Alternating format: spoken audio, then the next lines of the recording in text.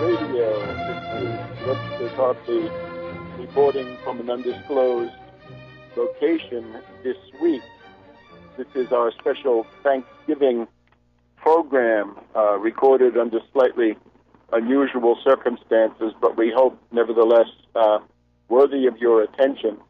Before we go any further, let me commend to your attention once again Just Too Weird, Bishop Romney and the Mormon Takeover of America, Polygamy, Theocracy, and Subversion. And the relevance of this, of course, is that the entire story around Benghazi, the entire flap around Petraeus, are substantially foreshadowed, or at least described, in this book. So it's not just about Romney, it's about an attempted takeover. And I think that is emerging now from the revelations around Petraeus, but also this large group of very important flag officers who have been getting the sack in the past 2 to 3 weeks, along with the chief operating officer of Lockheed and so forth. And this can also help us to understand why the expected vote fraud did not materialize, why Karl Rove was left standing empty-handed at the end of the day there on Fox News, trying desperately to keep the door open on Ohio, hoping that his ORCA, O-R-C-A system would kick in, but eventually it didn't. And it seems to me we've just had a really important episode of intelligence warfare, which continues in various forms. So remember, you can get this from Progressive Press of California. It's called Just Too Weird, Bishop Romney and the Mormon Takeover of America with Polygamy, Theocracy, and Subversion. Remember, the ebook costs as little as $6. I would recommend the full printed book for your permanent library, because this is a description of what's been going on here in our time. If you put that together with the 2 Obama books from 4 years ago, you've kind of got a chronicle of the important events of our time. But now let's address the Thanksgiving holiday here in the United States. And of course, it's Thanksgiving having to do with the proclamation ultimately by Abraham Lincoln, the National Day of Thanksgiving, for the results of the Battle of Gettysburg, the defeat of Lee's invasion of Pennsylvania, and therefore bringing the Civil War within at least a measurable distance of its conclusion. And Lincoln is the theme in some ways this week. We've just also had the 149th anniversary of the Gettysburg Address. That was the dedication of the National Cemetery in Gettysburg, Pennsylvania. And maybe we can pause to talk about this, right? Lincoln is in the news. There's a new Lincoln movie, which I have not seen, and I don't really know what's in it, but it looks like it's maybe not that bad, although that's just a guess. And if somebody of the ilk of Steven Spielberg can come forward with a movie that might be worth seeing, then maybe that's a sign of the times that where there might be some hope for improvement on certain fronts. Anyway, we're hopeful. But certainly about the Gettysburg Address, 1 or 2 notes. Next year it'll be the full 150th anniversary. It may be a good time to go there to the National Cemetery and mark the day. But what we've got right now is the certainty that this was a kind of a transatlantic debate, give and take, between Abraham Lincoln and Lord Palmerston. Right, Lord Palmerston, one of the key figures of British imperialism at the time, back in 1850, 13 years before Gettysburg, Palmerston had issued his manifesto about the universal monarchy, really the undisputed world domination of the British Empire that he was striving for. You recall the British had overthrown every government in Europe, including Metternich and Louis-Philippe of France in the 1848 revolution, kind of similar to the Arab Spring, as we've pointed out. In other words, destabilizations more than actual revolutions. And they had attacked China with the Opium Wars. They were attacking Russia with the Crimean Wars. The French, acting as a puppet of the British, had sent their army into Mexico. Brigham Young was out there in the Great Basin, mobilized for action in the cause of evil. And this was in the time when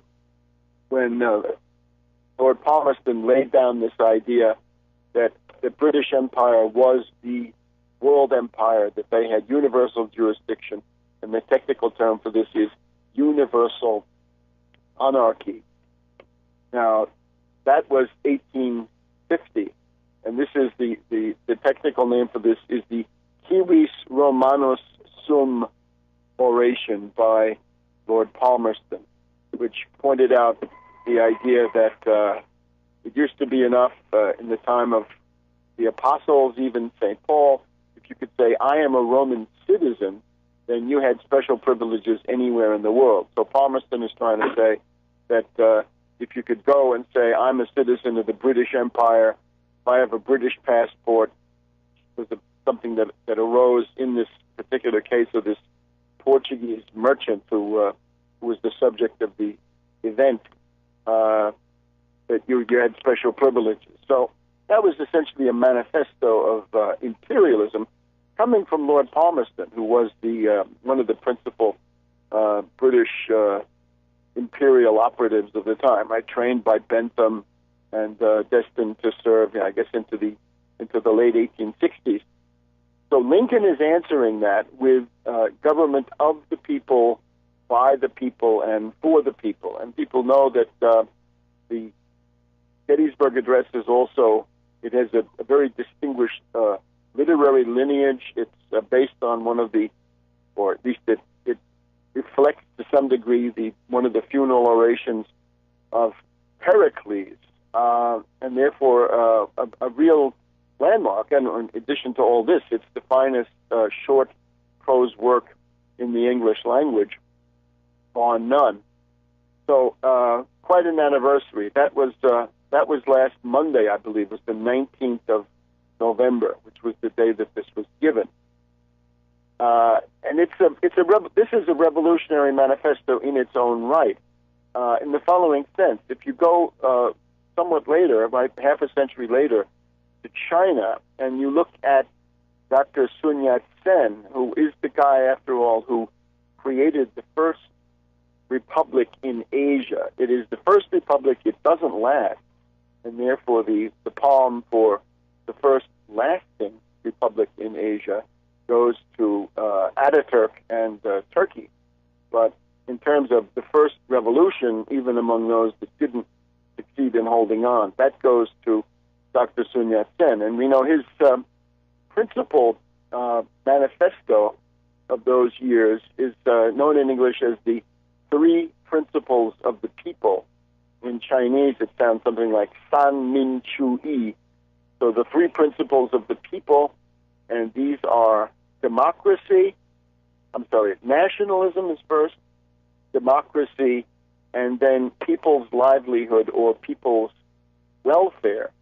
And the interesting thing is that, according to remarks at least attributed to Dr. Sun Yat-sen, these reflect the of the people, by the people, for the people. And we'll just be back in just a second on World Crisis Radio. Welcome back to World Crisis Radio, our special Thanksgiving weekend show. Webster Tarpley reporting once again from an undisclosed location. And remember, get your copy of Just Too Weird, Bishop Romney and the Mormon Takeover of America, Polygamy, Theocracy, and Subversion. It is, in effect, the handbook you need to understand all the machinations around Benghazi and all the bewildering charges and countercharges, and also to understand the common matrix of all of these flag officers, not just Petraeus, but half a dozen more four-star players who have been given the sack in the past month or so, and a couple of very interesting players at a somewhat lower level. And we'll talk about an article I've just done about that. But the focus on Thanksgiving, of course, the origin of this holiday in its current form is a proclamation by Abraham Lincoln in November of 1863.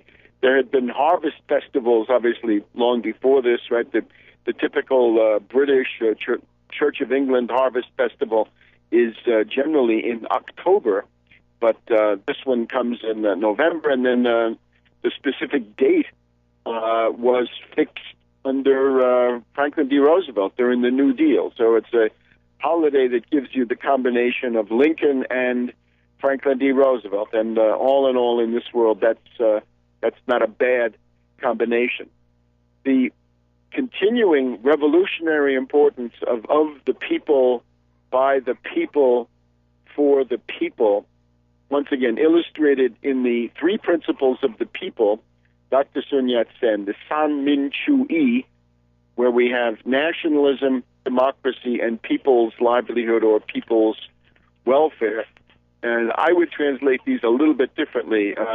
Nationalism means a sovereign state. It above all means something that is not subject to colonial rule of the people, and that's clearly very salient for Lincoln, because he knows what the alternatives are at this point.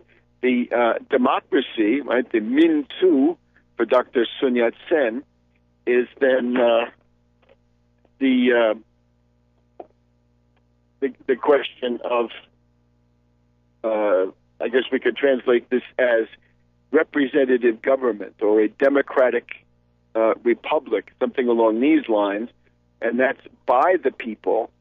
But then there's one that also should get our attention today in the era of the Great Depression and the great austerity campaigns, and that is this people's livelihood and people's welfare. It gets you close to some kind of a notion of general welfare, as in the general welfare clause, right? So government for the people implies then a responsibility to take care of economic prosperity in all sorts of appropriate ways. And that's then the basis of the Chinese Revolution of 1911. And what better common platform could we find in this world for the beginnings of international cooperation than this congruence, or at least this similarity between Lincoln's program and Dr. Sun Yat-sen. One other issue which came up this past week, we've heard calls for a second American revolution. Well, anybody calling for a second American revolution has missed out on quite a bit. I would say the first revolution, we can all agree on that. That's 1774, 5, 6, and so forth. But then the second one is the Civil War itself, and it qualifies as a revolution several ways. The abolition of slavery qualifies as a revolution in its own right, and the Homestead Act also qualifies as revolution. That would be in Eastern Europe or the Far East. Just that land reform of the Homestead Act would qualify, once again, in its own right as a revolutionary development. So it's a double revolution and maybe more. And I think we can also say that the New Deal represents a kind of peaceful revolution in the sense that it broke the absolute dominance of the banking sector over the U.S. government, which had existed for many, many decades, and which had to be countered by mass organizations of working people, i.e. unions, but also just the idea of the Roosevelt political bloc, the the South, the big cities, labor, minorities, farmers, soldiers later on, and so forth. So that's the third. So we've had three. Now anybody coming on the scene and saying let's have a second one, again, has somehow lost touch with the development of the country. You might say the New Deal one is controversial, but certainly the Civil War as a revolution, I think that there's absolutely no doubt about this. So if we have time, we'll get back to this at the end, right? If it was a revolution, why did it not succeed as much as it should have and could have? But now we are in the midst right now of the lame duck session. They're back, and they've got about the members of Congress have about 2 weeks of activity ahead of them, or at least about 14 or 15 legislative days. So this takes us all the way into the middle of December, and we're seeing the same really sickening constellation that we've seen in the past. That is, the reactionary Republicans are making their demands, and they are unreconstructed, right? They have learned nothing and forgotten nothing. They are incorrigible. They want tax privileges for the rich. I mean, it's gone to the level of absolute absurdity. And Obama is also acting out his, and what can we say, sociopathic pattern. He has signaled that even though, if you looked at his election campaign, he probably, if he was committed to anything, it was to restore the Clinton tax cuts for those earning over $250,000 a year, at $250,000, and that would be take it up to 39.6%. So it would go from 35% to 39.6%, and that the capital gains would also be taxed at a higher rate. According to some formulations, capital gains would be taxed at the full rate of ordinary income, which would be a step forward. Obama's already signaling his eagerness to sell out, to cave, to capitulate, and to stab his own followers, his own base in the back. And we'll be back in a minute on World Crisis Radio. Welcome back to World Crisis Radio. This is Webster Tarpley with our Thanksgiving program. And don't forget, Just Too Weird, Bishop Romney and the Mormon Takeover of America with Polygamy, Theocracy, and Subversion.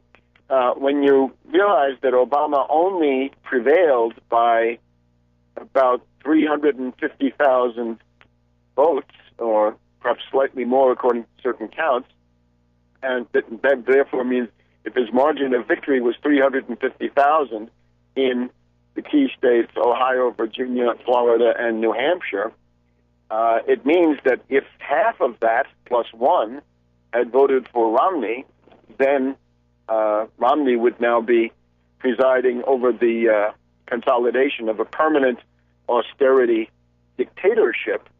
So therefore, anything that got thrown into the scales, even if it moved 10, 20, 30,000 votes, or even less, has to count as somehow playing a role. So I would at least claim for Just Too Weird the historical status of having contributed to blocking this permanent austerity dictatorship. And that would have been the permanent austerity dictatorship that General Petraeus was interested in, right? Since he is, of course, one of the foci of Bonapartism in the U.S.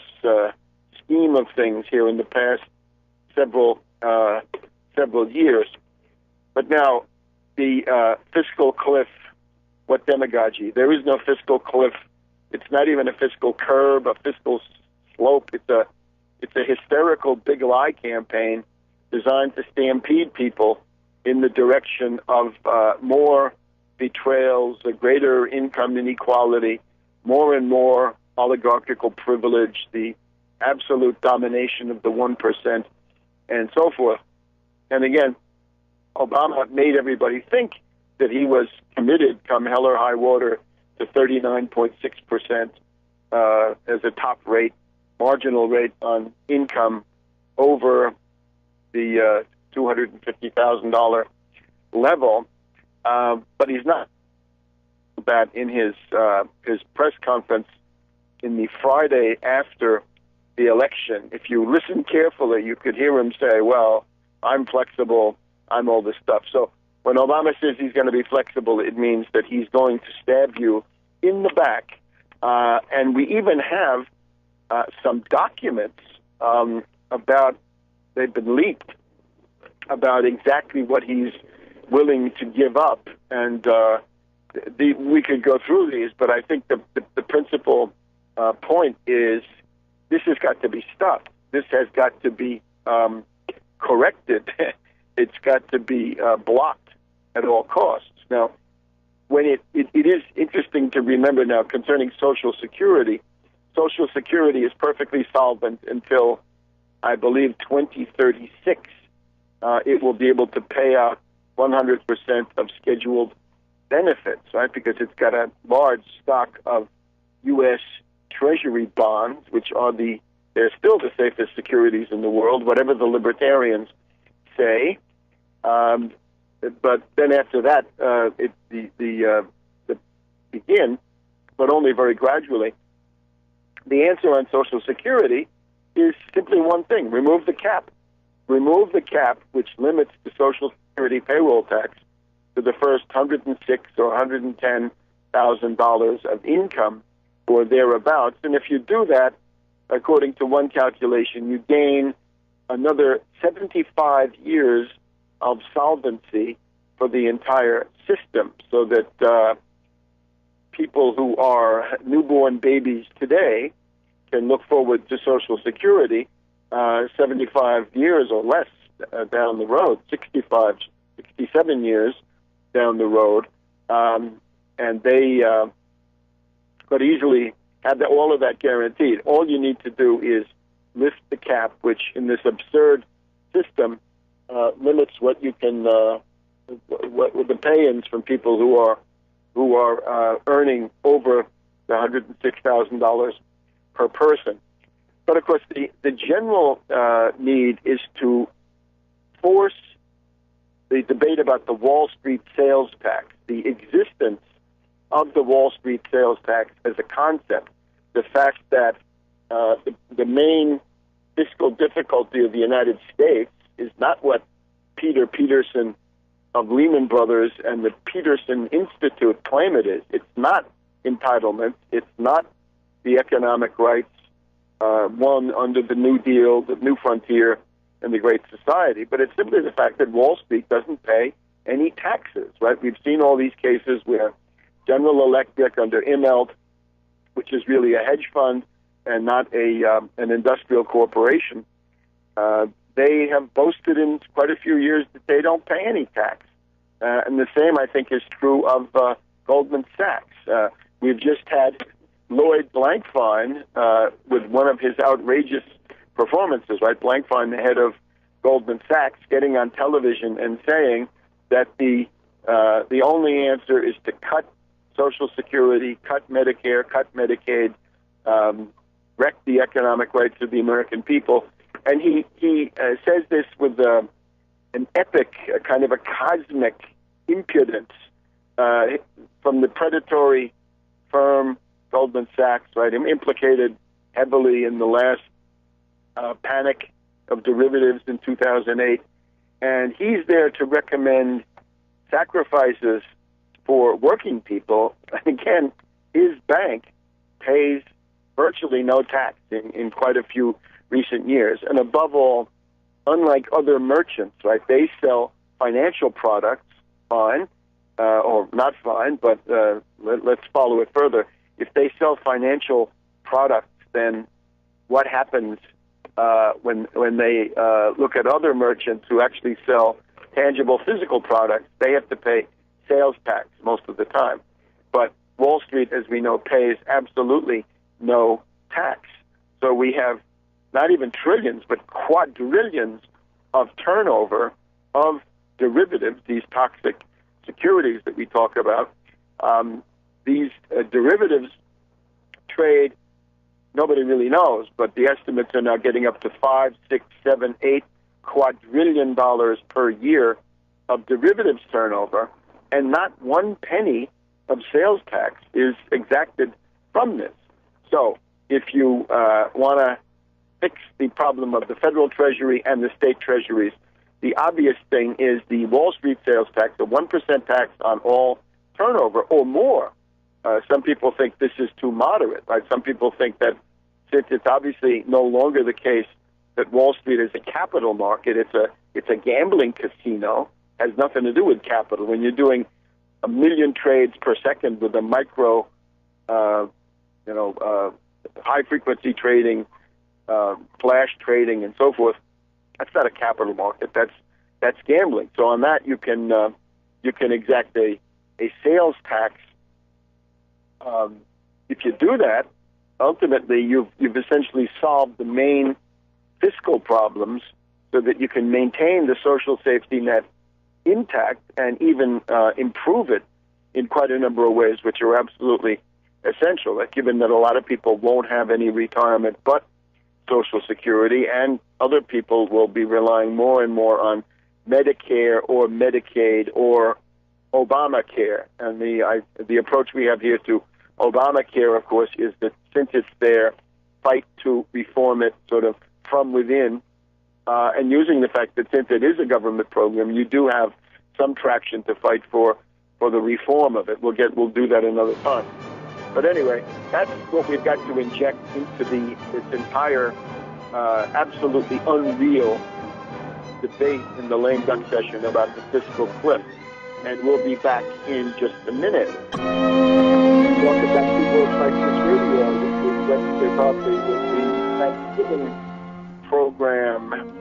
And we're reminding you, just because the election is over and Romney lost, you still need to get a copy of Just Too Weird, Bishop Romney and the Mormon Takeover of America with Polygamy, Theocracy, and Subversion, because this Benghazi and the hecatomb of generals, right, the night of the generals is going to be with us for quite a while.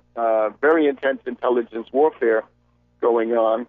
So for that, you've got to get your copy of Just Too Weird. So here we are. We've got the lame duck session, and we can see the way it's going, right? The Republicans, of course, with their cohesiveness, their lockstep, and their enforcing mechanisms. Grover Norquist is screaming that he still dominates the Republican Party, and so forth. Even though some of them are some of the ones who don't have a vote in this, the Jindals and some others of the world, pretending to be reasonable. When you go into the House Republican caucus, and those characters in those Tea Party gerrymandered districts, they're not going to have a reasonable compromise. These are ideologues.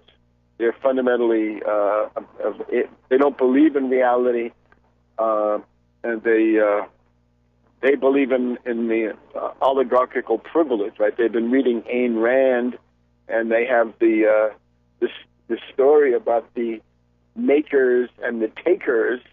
Yeah, the makers and the takers. The House Republican caucus are a third group. They're known as the fakers.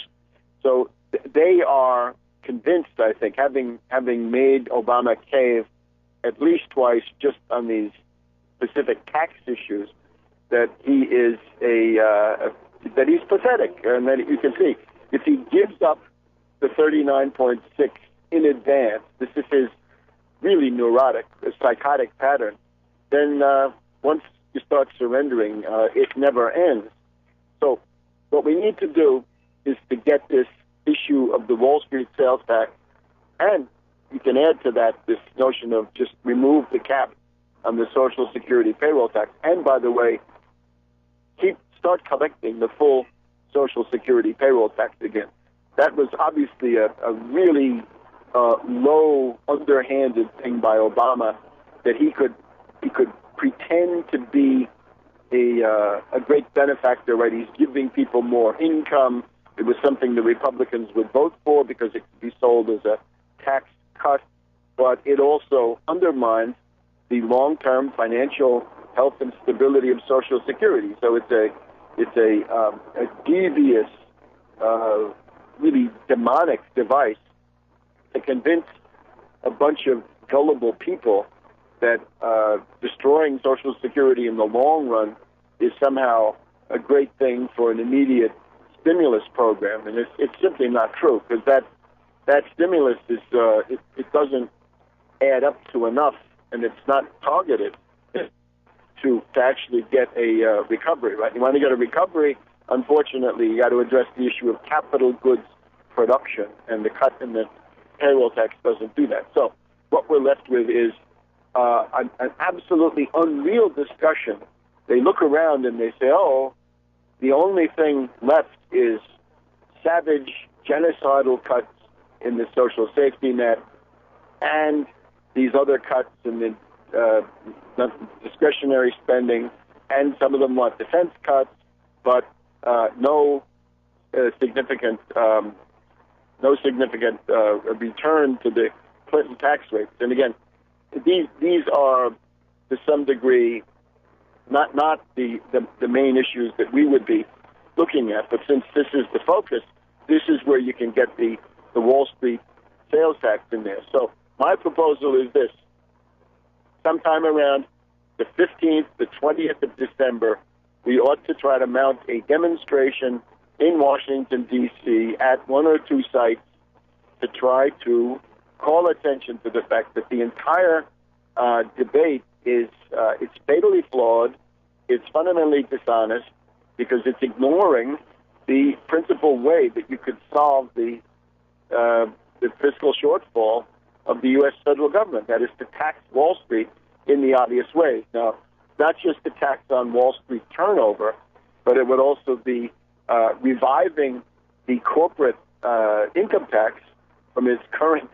sort of semi-moribund state. Right? I think it's out of every 4 companies, only one pays corporate income tax. Right? The General Electric, as I said before, they don't pay it, and Goldman Sachs pay little or nothing, and similarly up and down the street.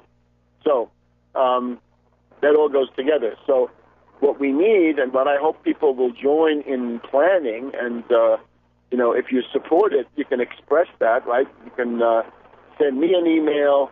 You can. I think we have a means to have people respond on the UFAA website, right? You want to keep up with United Front Against Austerity. That's againstausterity.org.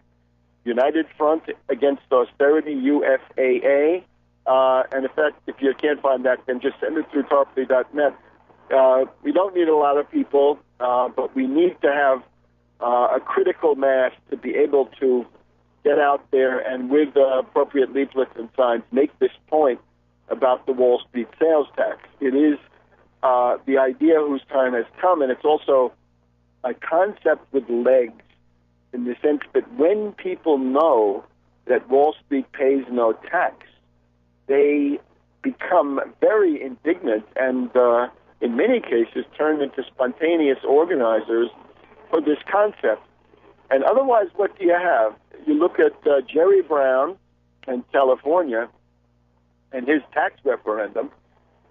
He can do this, of course, because the Republican Party in California is basically a dead duck, and has been since the days of Pete Wilson, when they climbed out on this racist limb with their anti-immigrant, anti-Hispanic, anti-Latino stuff. What we're left with now is Jerry Brown saying, okay, we're going to increase the top rate of the state income tax. That's fine. That can help to some degree. But then he also increases the sales tax. And this is absolutely atrocious.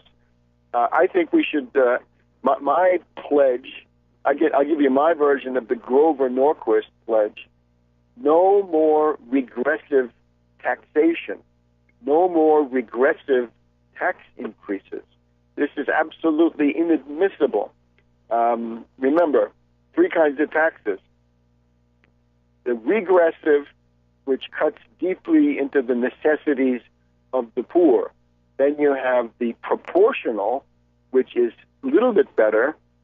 It only takes, instead of having a flat tax, like the worst kind of regressive tax would have been something like a poll tax, right, where everybody pays the same amount. And you can see for the millionaire, it's just chump change, but for the poor, working poor, that gets to be a huge issue.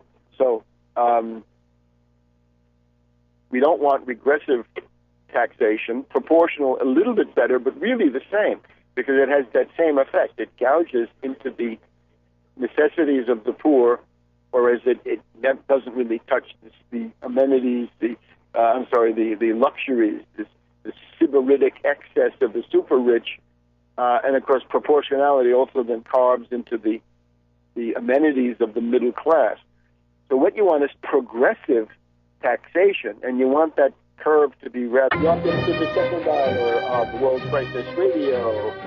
This is Webster Tarpley reporting. It's our Thanksgiving show, and we want to remind you now that Black Friday holiday giving is here. Get yourself a copy of Just Too Weird, Bishop Romney and the Mormon Takeover of America with Polygamy, Theocracy, and Subversion, right? A book which I would say contributed to blocking what amounts to a coup, right? It was a concerted effort to take over the presidency and perhaps the Congress as well through, what can we say, election fraud. The term is either election fraud or vote fraud, not voter fraud. Republicans talk about voter fraud. That is doesn't amount to anything, right? That's just petty theft compared to the cosmic grand larceny of Wall Street. So in this case, it would have been perhaps Karl Rove. We'll get to that in just a minute. Anyway, the action program I would submit for the next couple of months is something in Washington around mid-December, 15th, 20th, up until Christmas Eve practically, but maybe a few days before that for obvious reasons, to get out there with the Wall Street sales tax. Now remember, the AFL-CIOs support it, but they don't talk about it. It's simply a position. You have to look on the AFL-CIO website to find it. Same thing for the UAW, right? They're part of the International Metal Workers Federation. All these other unions, they all support the Tobin tax, the financial transfer tax, the Robin Hood tax, whatever they want to call it. But they've got to fight for it, and they've got to link it. They've got to agitate for it in this context about the fiscal cliff, which doesn't exist, and the need to have no cuts in any of the entitlements, right? It was Obama who linked these issues.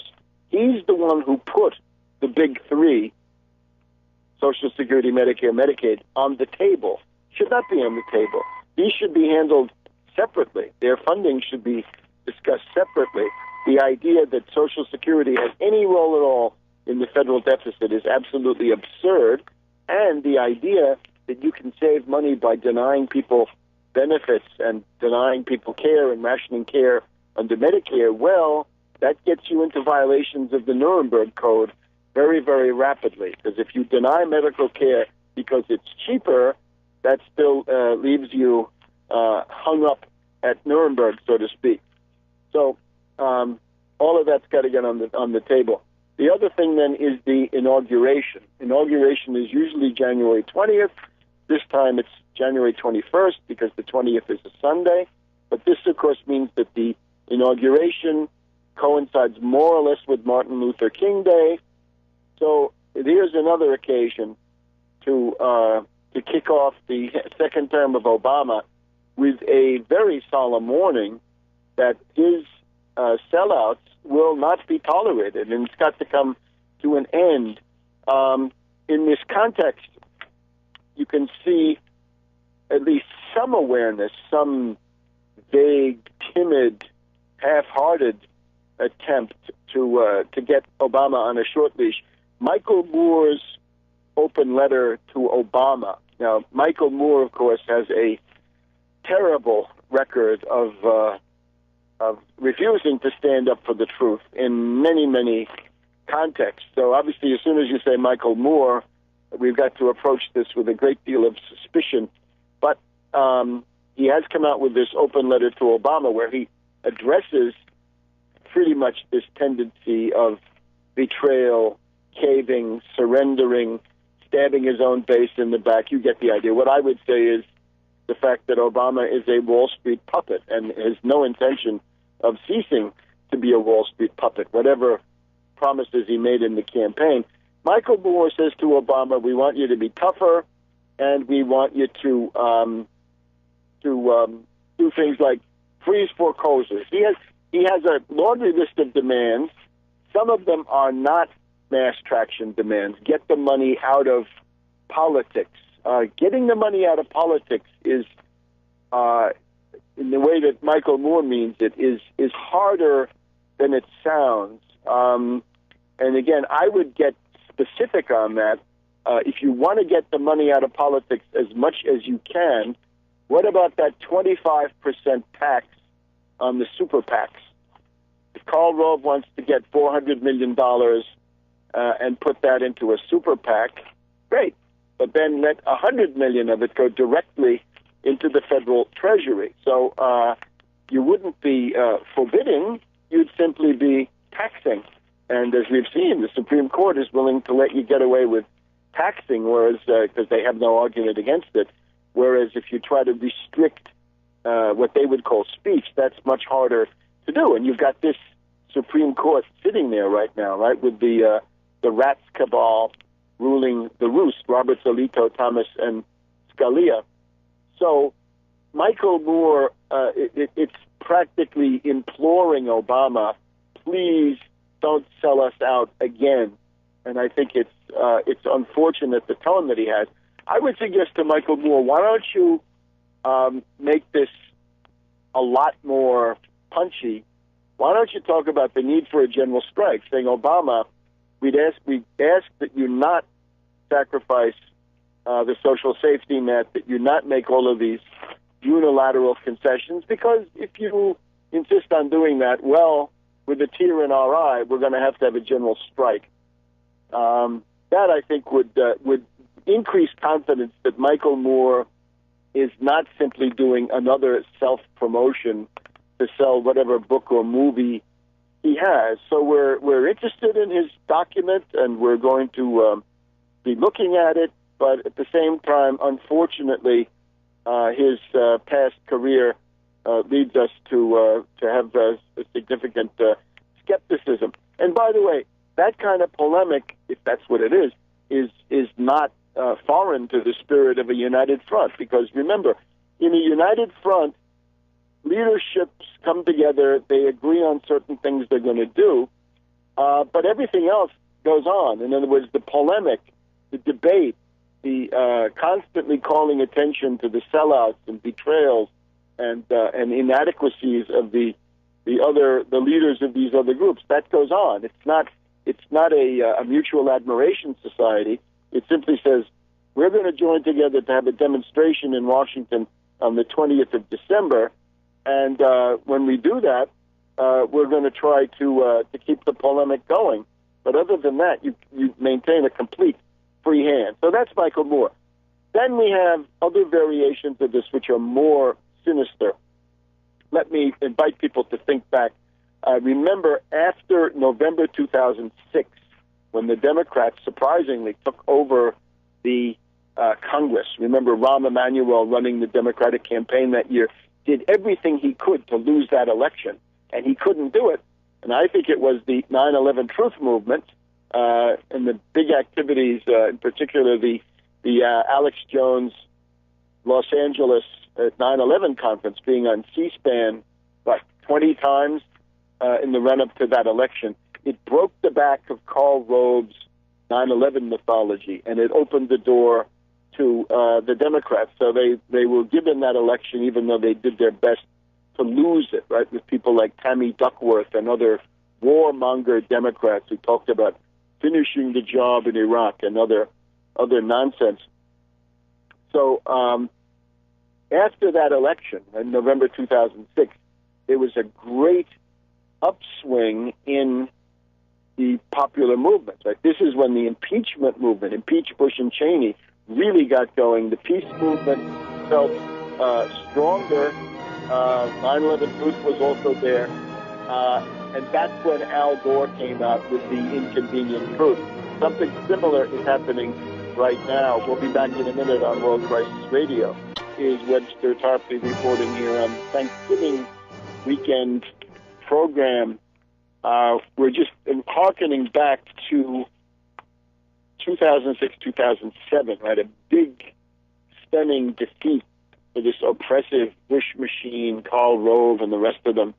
And then in the beginning of 2007, the possibility of, radical reforms to do something about the causes of the, at that point, imminent banking crisis, derivatives crisis, right? All kinds of interesting things when you have this majority coming in under somewhat radicalized anti-Bush circumstances. So, strangely enough, at that point, here comes Al Gore with his crackpot movie about an inconvenient truth, and all of a sudden the issue was no longer the impeachment of Bush Cheney, ending the war in Iraq, ending the war in Afghanistan, anti-Wall Street financial reform, improvements in the social safety net, all kinds of other things might have been within reach.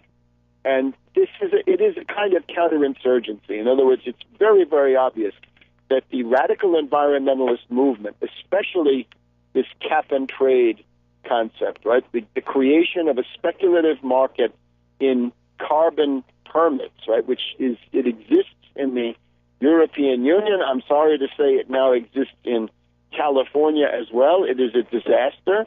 It simply adds another dimension to speculation and financial parasitism.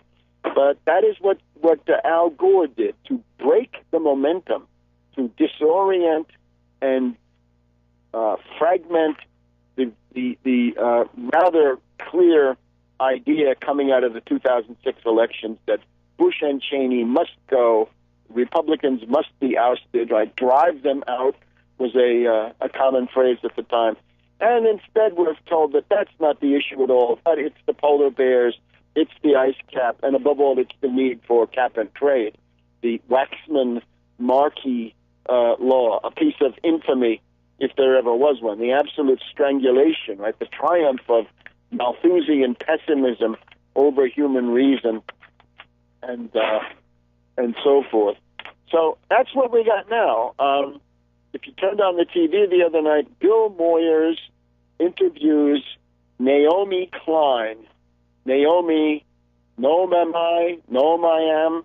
Naomi Klein comes forward, and she's now got a new book and a documentary movie and some kind of a campaign about reviving the pretty much moribund notion of, she says global warming, but it's cap and trade, believe me, and really using that to break any momentum that now might be developed on,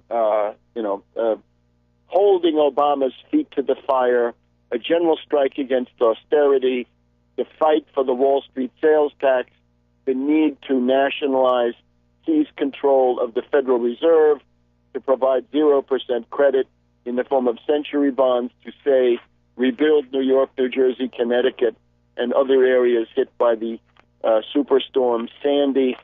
No, all of that is not the issue. It's global warming, and again, there is no debate.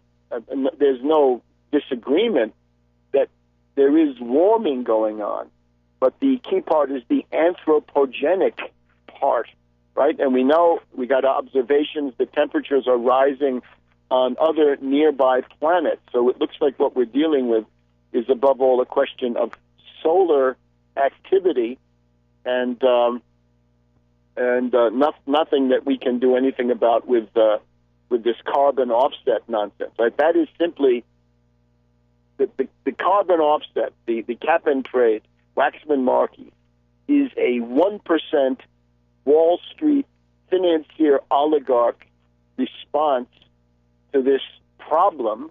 If it's a problem, maybe it's a pseudo-problem, but remember, the absolute bedrock orientation of Wall Street is any problem will be responded to in such a way as to increase the rate of return on derivatives and other paper speculative instruments. And that's what we're dealing with here. And again, it's also counterinsurgency, because it's not just what they say they want, but it's also what they want to avoid. I mean, what they want to avoid is things that are actually radical, that would actually change the power relations. Whereas this stuff, the global warming, and again, cap and trade is the key part. This gets us nowhere. It simply increases pessimism in the population. It increases despair, disorientation. It ignores the concerns of working people. It basically tells you that after all, austerity is good because you're greedy and you consume too much, right? The sort of Jimmy Carter complex. And Obama is very, very much related to all of that. So Naomi Klein says she's starting this movement, and Bill Moyers, of course, is absolutely delighted. And this is public broadcasting, right? PBS. So you look at the list of foundations and other entities that support the program, and you get the idea. And it's not just on this one; it's on a whole series of other public television programs. So the idea is that leftists should be concerned about implementing cap and trade. Right? That should be use the political capital to implement cap and trade. Right? Huge increases in the cost of energy, regressive taxation in the form of gasoline taxes and carbon taxes that hit working people. It also, like this, the anti-Keystone pipeline stuff, when you get a bunch of radical environmentalists protesting at the White House, it's also a split operation. It's divide and conquer, because it's a way to say that the unions are obviously not going to go along with it. So if we have the radical environmentalists saying no, we can't build anything, pessimism and absolute inertia. Well, the unions can't live with that, so they've got to be for it. So there you've split the movement. So this is what Naomi Klein is bringing. Right? It's a recipe for defeat, despair, disorientation. So that's one side of it. There's also the other side, which is the debate about secessionism. How about that? Secessionism. Right? At the beginning, we talked about the Gettysburg Address, the worldwide importance of this, that this is still a revolutionary program, right? Nationalism, democracy, or a sovereign nation state or sovereign super state, if that's what you've got, a sovereign state at any rate, and democratic representative government, and the commitment to the general welfare of people's livelihood. That is still quite a revolutionary program. Back in a minute on World Crisis Radio. Crisis Radio, Webster Tarpley reporting. Thanksgiving weekend. Big retail action going on. Go to progressivepress.com, progressivepress.com.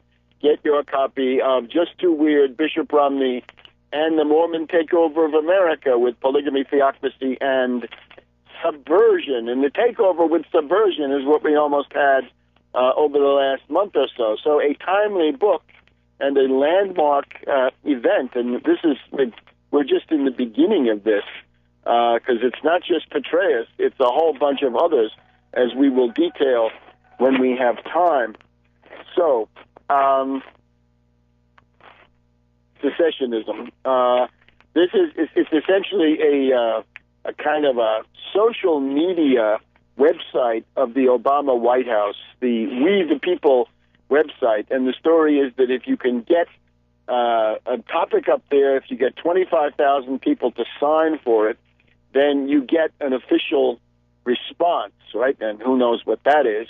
I guess it is largely symbolic, but it's nevertheless a very dangerous and disorienting kind of thing. So in the wake of Obama winning the election, we have groups of sore losers, right? Disgruntled characters who wanted Romney, I guess. Is that a credential? That seems to be it. They wanted the asset stripper, the Wall Street hedge fund hyena, the vulture capitalist, the corporate raider. They wanted Romney in the White House.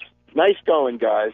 And now they say, since they didn't get what they want, they're giving up on the United States of America. Well, that's really nice. We've never had any doubt here. Secessionism is the essence of anarchy and treason. And once it comes, as General Sherman told all those people in Georgia, once you've given up the state, right, once you've chosen the path of anarchy, then, there's no more property. Because these characters, libertarians, think that property is some kind of a metaphysical category. It's not. It's the result of having a government, a state, is indispensable. Otherwise, there is no property.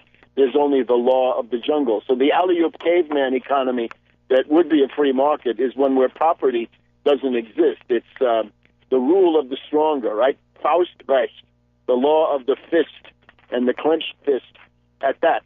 So we get these characters. Now, it's a complete fraud by the Tea Party. It's by something called teaparty.org of California. It's one of the brands of the Tea Party in California is the center of this. They got it going. It's not spontaneous. It's astroturf. It's that somebody got money from some fascist billionaire, right? You can think of some fascist billionaires out there who might be interested in doing this, right? People who maybe gave their money to Karl Rove in the idea that they could get Obama out, and then they find they can't. So they're sore losers, and they want to do something, a kind of a Parthian shot. So they give some money to teaparty.org or 1776 Tea Party, I think it's also called. So they start with this, right? Texas, of course. The last time I looked, it's up to about 700,000 signatures, and some of the states have gone over the 25,000. The usual suspects: Mississippi, Alabama, Texas. These places, unfortunately, have a very characteristic social structure, which is based on local oligarchy. It's based on towns that are dominated by families, and even some of the larger ones retain this feature. What is the peculiarity of the American South that even after the horrible experience of secession and again the burning of Atlanta and the burning of Richmond and laying waste to most of Georgia and all of these horrors and hundreds of thousands of dead, people who say that's worth considering to try again, absolutely idiotic from any point of view. So they're interested in doing that. And what is the point? What's the social structure behind this? If people who are interested in this, look at a book by a guy called Cash, like cash as in cash money. It's called The Mind of the South, and it's written at the end of the 1930s, but it's a sociological, ideological profile of what goes into this. And specifically, I would point to the following. Land reform, right? We mentioned land reform before under the question of the American Civil War. If you want to modernize a backward social structure in the terms of the distribution of wealth and power, one of the key things you have to address is land reform. And in much of the United States, right, west of the Mississippi, in the northern latitudes, this is done by the Homestead Act, right, the Moral Act of 1862, which makes provision for education, but it means that you're going to get a farm if you go there and cultivate it. And this, unfortunately, passed the South by. There never was a land reform in the South. And there was an attempt later on by Thaddeus Stevens in the Congress to impose a kind of a land reform. What he wanted to do was to confiscate the estates of the Confederate leaders and then distribute them to the freed men, the freed slaves, and that would have actually done it. But that did not pass because by that time the Wall Street group had taken over. Right, Jay Cook of Philadelphia, the sort of patriotic financier, had been wiped out. The House of Morgan, the Belmonts, the Astors were dominant once again, and they made sure that the Reconstruction was aborted. And it also meant that for a lot of people in the North, a lot of the moneyed classes, the question of Southern Reconstruction was very quickly eclipsed by labor struggle. Right, that the class struggle in the North moved to center stage for a lot of them, so they lost interest in carrying through on Reconstruction. So you're left with this, and this is what you get with this obsession with secessionism. And again, it's the Brigham Young doublethink, right? Brigham Young says, I love the Constitution, it's divinely inspired, it's the work of God, and I'm seceding, and I'm waging war against the United States. And even though I'm only a territory, I am telling the government in Washington that they can't do what the Constitution says they can. The Constitution says territories can be governed by Congress pretty much any way the Congress wants. Well, Brigham Young, no. And then he says, and in addition, I'm telling you that nobody from the United States can cross my territory. This is what he did in 1857. I urge you to get the full proclamation. It's in Just Too Weird, Bishop Romney and the Mormon Takeover of America. We've gone through the fact that the Second American Revolution has already occurred, and how interesting that Texas should be leading the pack, right? Modern Texas is entirely a creation of the federal government.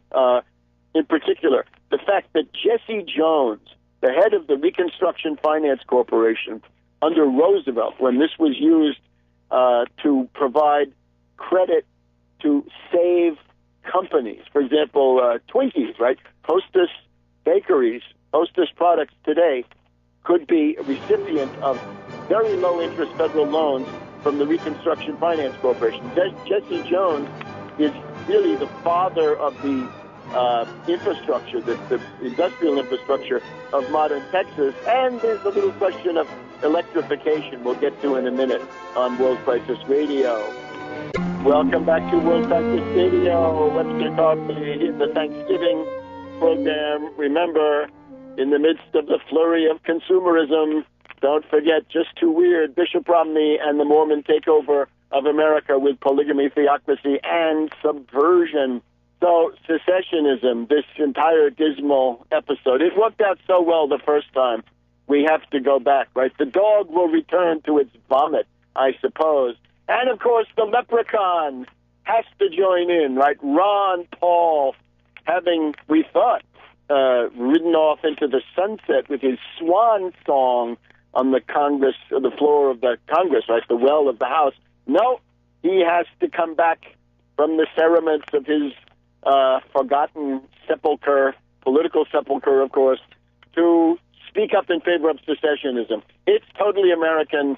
That's the revolution against Great Britain. And he obviously thinks of secessionism as a kind of check and balance, right? It's like the Magna Carta. The original Magna Carta says that the barons can wage civil war against the king if the king doesn't do what they want. And they can kill anybody around the king except they can't kill the king. So Ron Paul's really saying something like this, that somehow constant private warfare, privateers should be the check and balance. Well, no. The whole point of the government, inspired by Machiavelli and implemented by John Adams based on the Massachusetts Constitution is to avoid civil war. That's the goal of the whole government, so we can't build it in.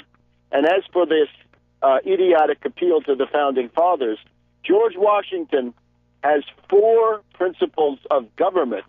He says, what is indispensable for the survival of the United States? Point 1, an indissoluble union of the states under one federal head. An indissoluble union of the states under one federal head. I've just done an article about all of this. It should be up on Press TV by the time you hear this this program. So this is radically anti-historical. And I'm afraid people who jump on this, where are you headed? Where are you going? What kind of company will you find yourself with? Look at the array of sociopaths who are going to be interested in secessionism. Now, if you listen to Ron Paul, he also says he doesn't advocate secessionism. After Appomattox, he seems to say secessionism is a dead letter. Yeah, but he says it's important to keep talking about it as a check on federal power. Well, I think we need to check Wall Street power and oligarchical power. And remember, the secessionism is the essence of the New World Order. It is the essence. It's the nerve and fist of the New World Order. You're talking secessionism. You're serving the New World Order. You're a traitor or a dupe working for the New World Order, what they called the New World Order anyway.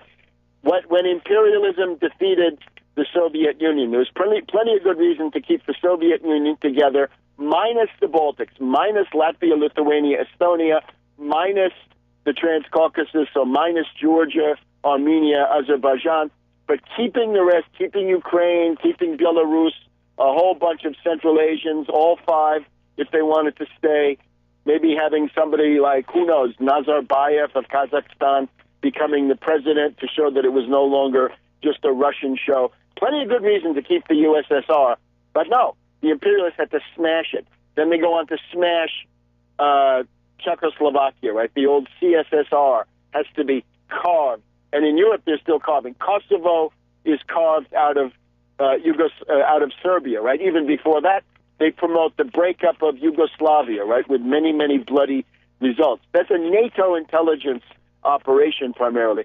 Obviously, one of the things going on is that the nomenclatura, the oligarchies of these places, and this is relevant to what we're hearing today, the oligarchies say, well, if we can only maintain oligarchical privilege by playing the card of secessionism, that is what we will do.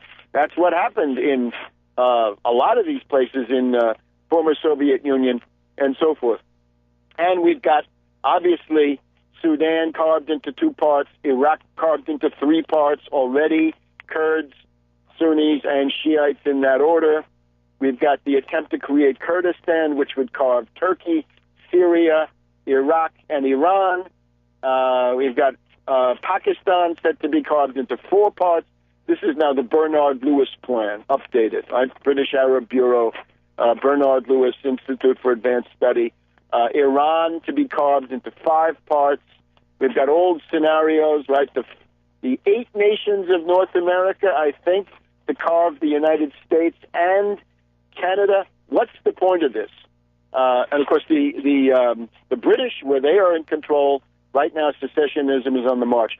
Belgium was created by the British in the 1830s, so now we're told that it's impossible after all these years, right? 175, 180 years from the 1830s to now, but now it's impossible. The Flemings and the Walloons can't get along.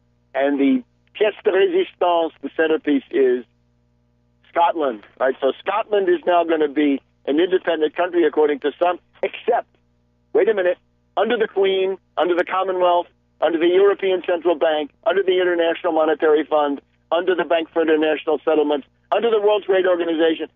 The real revolution, dear friends, is against those imperial supranational institutions. The essence of the empire is the empire at the top, everything I just said, plus NATO, and then no nation states, they're all gone, and then these petty, squabbling little regional entities, the microstates and mini-states in Brzezinski's terminology, the rump states, the failed states, the results of partition studies, as the Soros people like to call it, and so forth. Isn't it obvious? And when Ron Paul went to the well of the House and said there is nothing to fear from globalism, universal free trade, and a single world currency, he's talking about the destruction of the nation state. And how ironic, right? It's the 712th anniversary of the arrival of the Emperor Henry of Luxembourg in Milan, where he created, with the help of Dante, the Visconti power in Milan, which then became the prototype of the modern state between 1310 and about 1400. That's where the modern state intervenes. And the modern state, the potentialities of the modern state have not been exhausted. It is still the best way to fight those imperial institutions that I have mentioned. The European community, European Union, is in a separate category, I would say, because it can be seen as a kind of Articles of Confederation for a future united Europe. This is not quite the same thing. But as for speculation, anybody who does this has to be confronted. Anybody who talks this nonsense has to be confronted with the fact that they are doing the work of the New World Order. Now, in addition, take a look at Tarpley.net once again. Big article about the Petraeus affair. Not just Petraeus, it's General Ham of AFRICOM sacked, General Ward, his predecessor at AFRICOM sacked, Stavridis, the admiral who heads up NATO, on his way out, Allen, the current Afghan commander, on his way to become the head of NATO under a cloud, O'Reilly, the head of the Missile Defense Agency, ousted, the Lockheed guy, many others, right? We've gone through all of that in the previous week. But here's the thing now, Orca, the coup, we finally got an explanation for something that had puzzled me. Why was there no vote fraud? If Tag Romney spent all that money with those other Bain Capital investors to buy the machines, where did it go? Somehow it is that this breaking up of the network among the flag officers has opened the gates to a counterattack against ORCA, O-R-C-A, presumably Rove's vehicle for hacking into the voting machines for the desired result we saw in Ohio in 2004. And then Anonymous claims that they did it. Well, Anonymous is simply any intelligence faction that wants to act with anonymity. So take a look at that article. It's on Tarpley.net along with everything else. Tarpley.net. And we'll see you next week. Happy Thanksgiving to all. And ponder what I said about the continuing political importance of the Gettysburg Address. See you next week. So the three principles of the people, and these are nationalism is first, democracy, and then people's livelihood or people's welfare.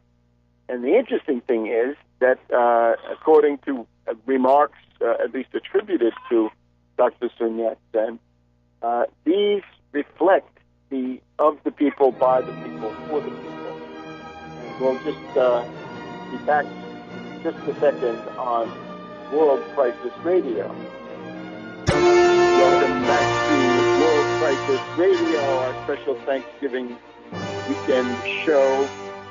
Webster Tarpley reporting once again from an undisclosed location. And remember, get your copy of Just Too Weird, Bishop Romney and the Mormon Takeover of America, Polygamy, Theocracy, and Subversion. It is, in effect, the handbook you need to understand all the machinations around Benghazi and all the bewildering charges and countercharges, and also to understand the common matrix of all of these flag officers, not just Petraeus, but half a dozen more four-star players who have been given the sack in the past month or so, and a couple of very interesting players at a lower somewhat lower level.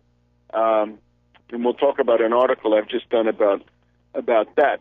But the focus on Thanksgiving, of course, the origin of this holiday in its current form is a proclamation by Abraham Lincoln in November of 1863. There had been harvest festivals, obviously, long before this, right? The typical British Church of England Harvest Festival is generally in October, but this one comes in November, and then the specific date was fixed under Franklin D. Roosevelt during the New Deal. So it's a holiday that gives you the combination of Lincoln and Franklin D. Roosevelt, and all in all in this world, that's not a bad combination. The continuing revolutionary importance of the people, by the people, for the people, once again illustrated in the three principles of the people, Dr. Sun Yat-sen, the San Min Chu-i, where we have nationalism, democracy, and people's livelihood or people's welfare. And I would translate these a little bit differently. Nationalism means a sovereign state. It above all means World Crisis Radio. This is Webster Tarpley reporting from an undisclosed location this week. This is our special Thanksgiving program, recorded under slightly unusual circumstances, but we hope, nevertheless, worthy of your attention. Before we go any further, let me commend to your attention once again Just Too Weird, Bishop Romney and the Mormon Takeover of America, Polygamy, Theocracy, and Subversion. And the relevance of this, of course, is that the entire story around Benghazi, the entire flap around Petraeus, are substantially foreshadowed, or at least described, in this book. So it's not just about Romney, it's about an attempted takeover. And I think that is emerging now from the revelations around Petraeus, but also this large group of very important flag officers who have been getting the sack in the past 2 to 3 weeks, along with the chief operating officer of Lockheed and so forth.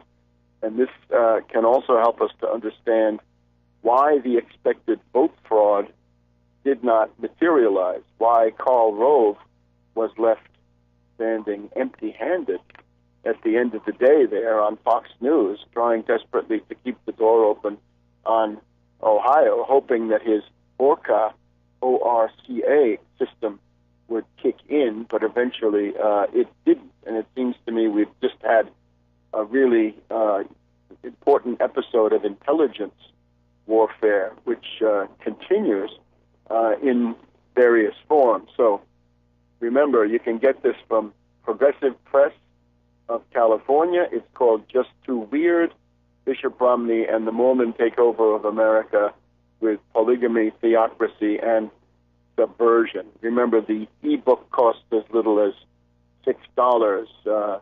I would recommend the full printed book for your permanent library, because this is a description of what's been going on here in our time. If you put that together with the 2 Obama books from 4 years ago, you've kind of got a chronicle of the important events of our time. But now let's address the Thanksgiving holiday here in the United States. And of course, it's Thanksgiving having to do with the proclamation ultimately by Abraham Lincoln, and something that is not subject to colonial rule of the people. And that's clearly very salient for Lincoln, because he knows what the alternatives are at this point. The democracy, right, the Min Tu for Dr. Sun Yat-sen, is then the question of, I guess we could translate this as representative government or a democratic republic, something along these lines. and that's by the people. But then there's one that also should get our attention today in the era of the Great Depression and the great austerity campaigns, and that is this people's livelihood and people's welfare. It gets you close to some kind of a notion of general welfare, as in the general welfare clause, right? So government for the people implies then a responsibility to take care of economic prosperity in all sorts of appropriate ways. And that's then the basis of the Chinese Revolution of 1911. And what better common platform could we find in this world for the beginnings of international cooperation than this congruence, or at least this similarity between Lincoln's program and Dr. Sun Yat-sen. One other issue which came up this past week, we've heard calls for a second American revolution. Well, anybody calling for a second American revolution has missed out on quite a bit. I would say the first revolution, we can all agree on that. That's 1774, 5, 6, and so forth. But then the second one is the Civil War itself, and it qualifies as a revolution several ways. The abolition of slavery qualifies as a revolution in its own right, and the Homestead Act also qualifies as revolution. That would be in Eastern Europe or the Far East. Just that land reform of the Homestead Act would qualify, once again, in its own right as a revolutionary development. So it's a double revolution and maybe more. And I think we can also say that the New Deal represents a kind of peaceful revolution in the sense that it broke National Day of Thanksgiving for the results of the Battle of Gettysburg, the defeat of Lee's invasion of Pennsylvania, and therefore bringing the Civil War within at least a measurable distance of its conclusion. And Lincoln is the theme in some ways this week. We've just also had the 149th anniversary of the Gettysburg Address. That was the dedication of the National Cemetery in Gettysburg, Pennsylvania. And maybe we can pause to talk about this, right? Lincoln is in the news. There's a new Lincoln movie, which I have not seen, and I don't really know what's in it, but it looks like it's maybe not that bad, although that's just a guess. And if somebody of the ilk of Steven Spielberg can come forward with a movie that might be worth seeing, then maybe that's a sign of the times that where there might be some hope for improvement on certain fronts. Anyway, we're hopeful. But certainly about the Gettysburg Address, one or two notes. Next year it'll be the full 150th anniversary. It may be a good time to go there to the National Cemetery and mark the day. But what we've got right now is the certainty that this was a kind of a transatlantic debate, give and take, between Abraham Lincoln and Lord Palmerston. Right, Lord Palmerston, one of the key figures of British imperialism at the time, back in 1850. 13 years before Gettysburg, Palmerston had issued his manifesto about the universal monarchy, really the undisputed world domination of the British Empire that he was striving for. You recall the British had overthrown every government in Europe, including Metternich and Louis-Philippe of France in the 1848 revolution, kind of similar to the Arab Spring, as we've pointed out. In other words, destabilizations more than actual revolutions. And they had attacked China with the Opium Wars. They were attacking Russia with the Crimean Wars. The French, acting as a puppet of the British, had sent their army into Mexico. Brigham Young was out there in the Great Basin, mobilized for for action in the cause of evil. And this was in the time when Lord Palmerston laid down this idea that the British Empire was the world empire, that they had universal jurisdiction, and the technical term for this is universal anarchy.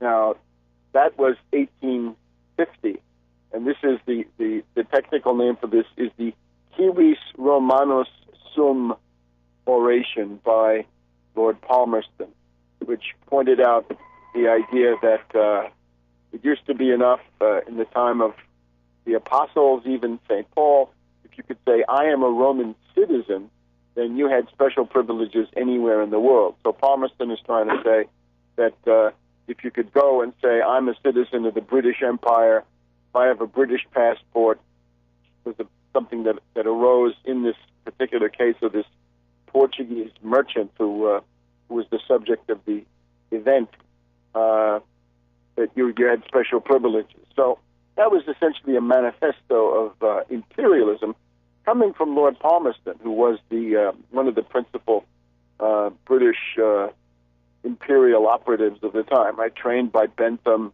and destined to serve, I guess, into the late 1860s.